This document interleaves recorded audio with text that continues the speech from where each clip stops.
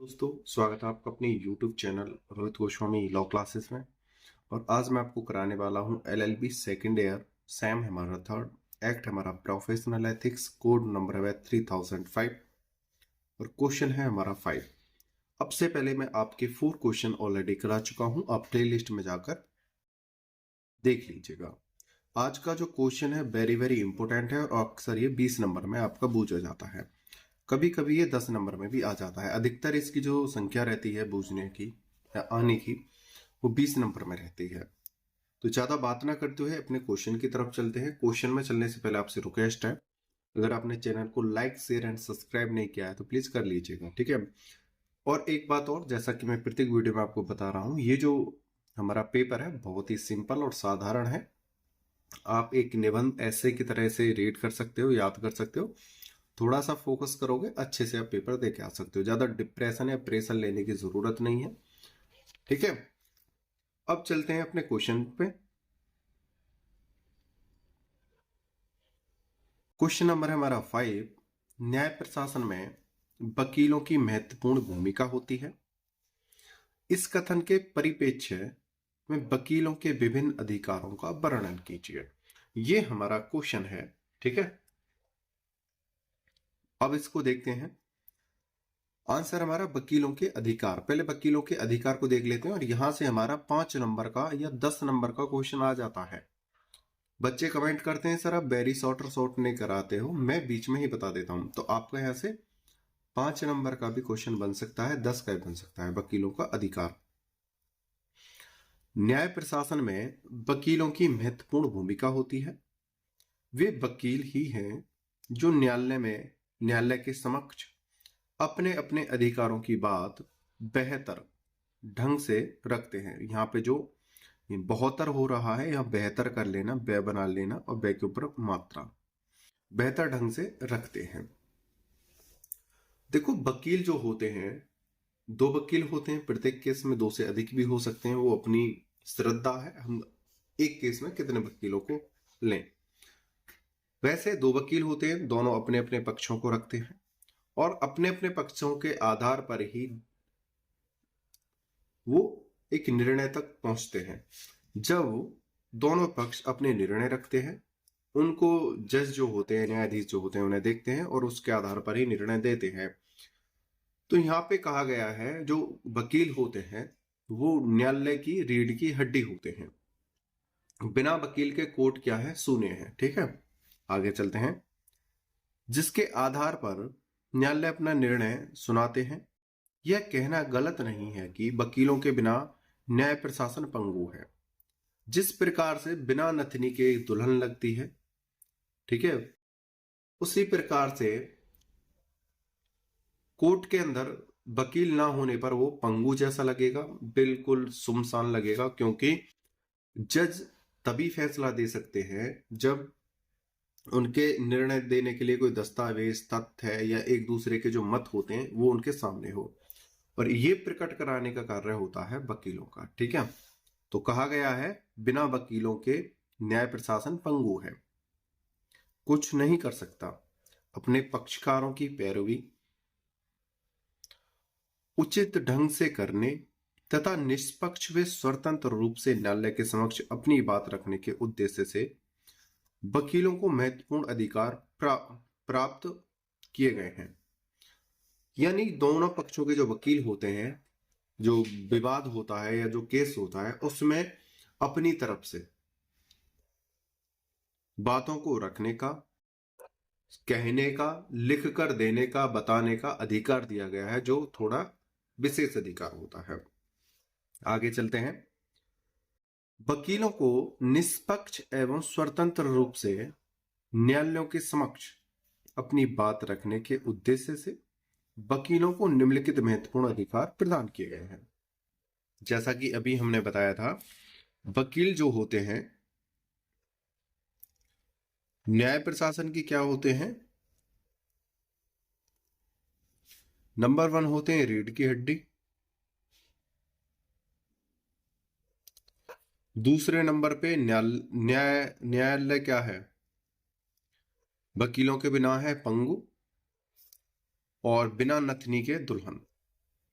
इस प्रकार से और भी आप एग्जाम्पल ले सकते हो। कह सकते हैं बिना वकीलों के कोर्ट जो क्या है, सूना है।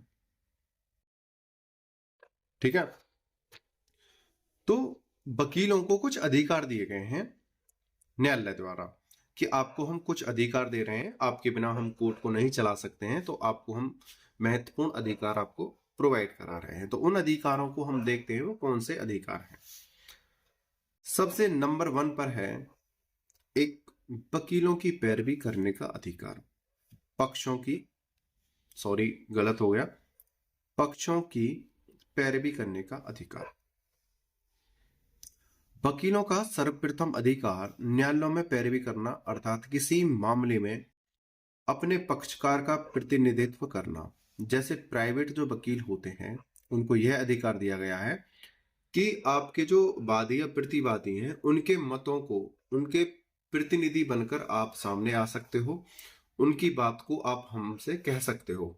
ठीक है, ये आपको अधिकार है। आप अपने क्लाइंट को अलग रखो, उसकी बातों को आप कहो। वकील ही अपने पक्ष की बात न्यायालय के सामने रखते हैं। ये अधिकार विधि स्नातक व्यवहार काउंसिल में पंजीकृत करे व्यक्ति द्वारा ही संभव है, यानी जिसने रजिस्ट्रेशन ले लिया है, ठीक है, एलएलबी है, बीएलएलबी की डिग्री प्राप्त करके उसने रजिस्ट्रेशन ले लिया है, उसके बाद ही वो इस प्रकार की प्रक्रिया कर सकता है, अन्यथा 6 महीने की जेल हो जाएगी। दूसरा पॉइंट देखते हैं, पक्षों की ओर से राजीनामा कराने का अधिकार। देखो ऐसा होता है जब दो पक्ष होते हैं, वादी और प्रतिवादी, वादी प्रतिवादी, इनमें आपस में जब कोई विवाद होता है तो अधिकतर चांस क्या रहते हैं, पहले तो पुलिस द्वारा ही इनको वहीं सॉल्व करने की कोशिश की जाती है थाने में कि भाई किसी तरह से इनका राजीनामा हो जाए और केस को सॉल्व कर दिया जाए। उसके बाद ये वकीलों के पास आते हैं। वकीलों का भी पहला उद्देश्य क्या होता है, उनका आपस में राजीनामा कराने का उद्देश्य होता है। उसके बाद पूरी कोशिश करते हैं दोनों वकील आपस में दोनों पक्षों को मिलाने की, समझौता कराने की। ठीक है, उसके बाद अगर कोर्ट में केस चला जाता है, ठीक है, और केस चलते समय भी ये अधिकार दिए गए हैं दोनों वकीलों को, दोनों पक्ष के वकीलों को, अगर कोर्ट में केस है और वो चल रहा है तब भी अगर दोनों पक्ष सहमत हैं और उस केस को वापस करना चाहते हैं, तो राजीनामा करना चाहते हैं, तो आपको अधिकार है, आप राजीनामा दोनों का करा सकते हो। ठीक है, तो इस प्रकार से क्या होगा, दोनों पक्षों को राहत मिलेगी और कोर्ट को क्या राहत मिलेगी, जो केसों की संख्या है वो कम होगी और अन्य जो महत्वपूर्ण केस हैं उनमें न्याय करने के लिए समय मिलेगा। देखते हैं, वकीलों को अपने पक्षकार की ओर से राजीनामा कराने का अधिकार भी दिया गया है। कोई भी वकील अपने पक्षकारों से निर्देश प्राप्त करके राजीनामा पेश कर सकता है। उस प्रभाव पक्षकारों द्वारा किए राजीनामा जैसा ही होता है। यहां पे लिख लेना उसका प्रभाव, उसका प्रभाव पक्षकारों द्वारा किए राजीनामे जैसा ही होता है। राजीनामे से मुकदमों की कमी आती है, मुकदमों में कमी आती है, जिससे न्यायालय अधिक मुकदमे तय कर सकते हैं। मतलब कुछ राजीनामे जब हो जाएंगे तो केस की संख्या क्या होगी, कम होगी, और उस समय में जो कोर्ट होता है, न्यायालय होता है, वो अधिक केस देख सकता है। ठीक है, आगे चलते हैं, और कौन से अधिकार हैं जो वकीलों को दिए गए हैं उन्हें देखते हैं। तीसरा है न्यायालय में बैठने का अधिकार। ये केस है, जैसा कि मैं प्रत्येक वीडियो में बताता हूं, आपको केस लिखने बहुत ज्यादा जरूरी है, तो हमने केसों को ऐड किया है। न्यायालय में बैठने का अधिकार, पीसी जोस, देखो हेडिंग के साथ साथ मैंने केस ऐड कर दिए हैं आपको। ठीक है, आपको थ्योरी लिखने की जरूरत नहीं है, यहाँ पे केस ही ऐड कर देना। पीसी जोस बनाम नंद कुमार 1997। किसी कारण से आपको सन याद नहीं रहता है तो आप नाम लिख देना, आपका क्वेश्चन सही जाएगा। उच्च न्यायालय ने यह निर्धारित किया कि न्यायालयों में बैठने का पहला हक वकील का है। कोई भी अन्य व्यक्ति तब तक स्थान पाने का हकदार नहीं होता जब तक वकील खड़ा है। ये एक इनको अधिकार है, इसमें एक्सप्लेन करने जैसी कोई बात ही नहीं है, आप सब समझदार हो। दूसरा देखते हैं, बीबी जोशी बनाम रजिस्ट्रार जनरल भारत का उच्चतम न्यायालय 1999 सुप्रीम कोर्ट। इसमें कहा गया कि वकालत करना वकील का संवैधानिक अधिकार है, परंतु न्यायालय परिसर में वकीलों के बैठने के लिए चैम्बर आवंटित यानी बांटना आवंटित किए जाने की मांग इस अधिकार में शामिल नहीं है। चैम्बरों का आवंटन वास्तव में एक सुविधा है जिसे न्यायालय उन्हें उपलब्ध कराते हैं। ठीक है, इसमें दूसरा ये बोला था, दोनों केसेस हैं, अगर आपको दोनों याद हो जाते हैं तो आप दोनों लिख के आ सकते हो, अगर एक लिख के आना चाहते हो तो आप एक भी लिख के आ जाना, आपको नंबर उतने ही मिलेंगे। ठीक है, आगे चलते हैं। 4th नंबर का पॉइंट है हमारा दस्तावेजों के निरीक्षण का अधिकार। वकीलों को अपने पक्ष से संबंधित किसी पत्रावली, दस्तावेज आदि का निरीक्षण करने का अधिकार होता है। इसके लिए वे नियमानुसार शुल्क जमा कराकर न्यायालय की अनुमति से पत्रावली, दस्तावेज आदियों का निरीक्षण कर सकते हैं। अब ये पत्रावली निरीक्षण क्या है, इसको आपको समझा देता हूं। ठीक है, ये बहुत ज्यादा इंपॉर्टेंट पॉइंट है। यहां पे है दस्तावेज निरीक्षण। ठीक है, अब देखो, एक वादी होता है, एक प्रतिवादी होता है। ठीक है, आप कौन से पक्ष से वादी हो या प्रतिवादी हो, अगर प्रतिवादी के वकील को वादी के दस्तावेज देखने हैं या वादी के पक्ष को प्रतिवादी के दस्तावेज देखने हैं, तो उसके लिए एक प्रक्रिया होती है। वकील एक फॉर्म फिल करेंगे और उसके आधार पर जो दस्तावेज देखने हैं उसका नाम वहां पे लिखेंगे। उसके आधार पर जो उनका शुल्क होता है वो शुल्क यानी पेमेंट करेंगे और उसके आधार पर उन दस्तावेजों को वो देखेंगे, अन्यथा वो नहीं देख सकते हैं। वादी को अगर प्रतिवादी के दस्तावेज देखने हैं तो वो फॉर्म फिल करके पेमेंट करके प्रतिवादी के दस्तावेज या निरीक्षण कर सकता है, देख सकता है। अगर प्रतिवादी के वकील को चाहिए तो वो फॉर्म भर के पेमेंट करके वो वादी के दस्तावेज देख सकता है, निरीक्षण कर सकता है, क्या केस पड़ा है, क्या चीज है, उस प्रकार के लिए। ठीक है, आगे चलते हैं। 5th पॉइंट है पूर्व निर्णय पेश करने का अधिकार। जैसा कि देखो, अब से पहले एक हमारा एक्ट था, हमने उसमें आपको कराया था पूर्व निर्णय। ये हमारे किस में आता है, सीपीसी में आता है। आपने तो पढ़ा नहीं होगा, सीपीसी में आता है पूर्व निर्णय। तो पूर्व निर्णय को मैं थोड़ा सा आपको एक्सप्लेन कर देता हूं। पूर्व निर्णय क्या होते हैं, जो हाई कोर्ट या सुप्रीम कोर्ट द्वारा जिन केसों में, हाई कोर्ट या सुप्रीम कोर्ट द्वारा जिन केसों में निर्णय दिया जा चुका है, ठीक है, उसी से संबंधित या उसी प्रकार का कोई अन्य केस आता है तो वकील उस केस का हवाला अपने दस्तावेज में दे सकते हैं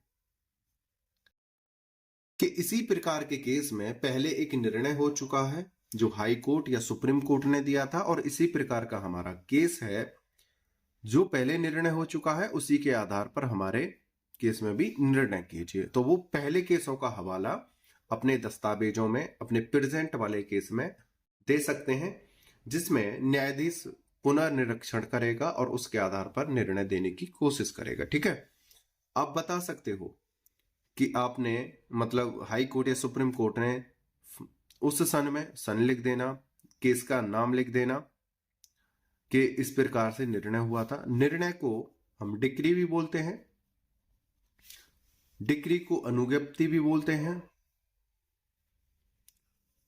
अनुज्ञप्ति को हम जजमेंट भी बोलते हैं।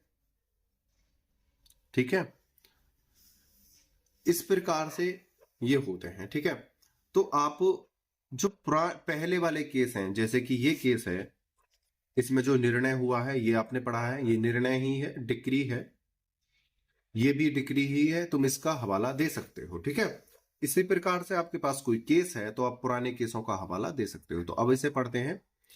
वकील पैरवी में उच्च या उच्चतम न्यायालय के पूर्व निर्णय को जो पहले निर्णय हो चुके हैं पेश कर सकता है। ऐसे पूर्व निर्णय आदेश या डिक्री पारित करते समय विचार में लिए जाते हैं।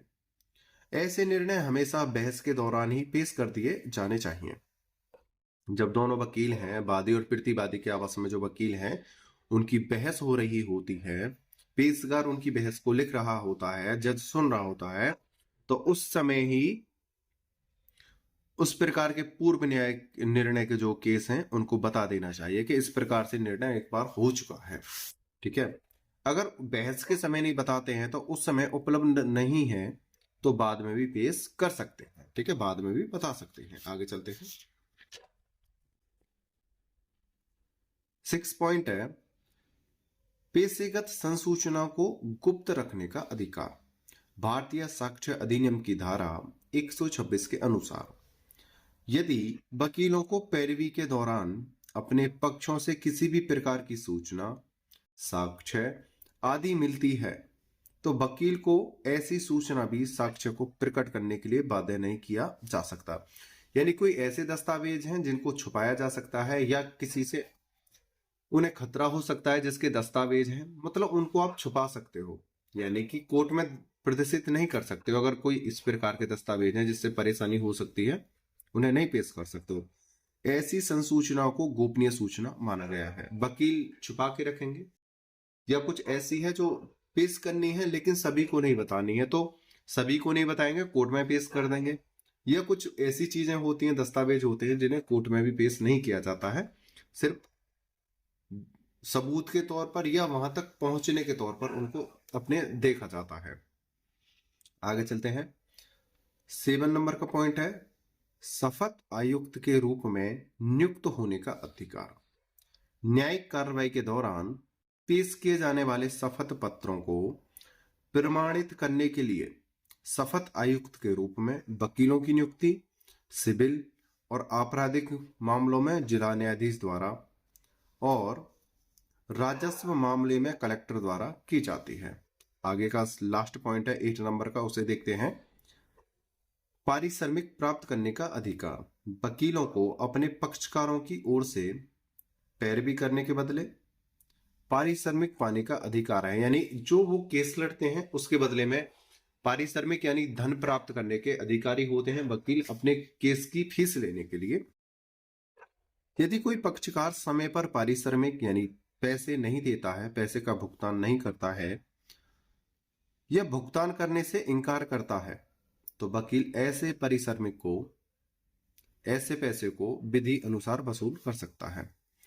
आगे देखते हैं क्या लिखा हुआ है, प्यारी सी लाइन है एक दो। न्याय प्रशासन में वकीलों के और भी महत्वपूर्ण अधिकार हैं, लेकिन पेपर की समय सीमा के अनुसार इतना ही करना है। समझने के लिए मतलब यहाँ पे हमने लिख दिया है, इसके अधिकार तो काफी हैं, पूरी बुक छपी हुई है अधिकारों पर तो, लेकिन हमें पेपर की समय सीमा को देखना है और हमें 20 या 10 नंबर का पेपर हमें करना होता है। उसके आधार पर ही हमने क्वेश्चन के आंसर को सेट किया है। इतना ही करना है, यही आपके लिए सफिशियंट रहेगा। आपने वीडियो को अंत तक देखा है, मुझे अच्छे से सुना है, उसके लिए धन्यवाद।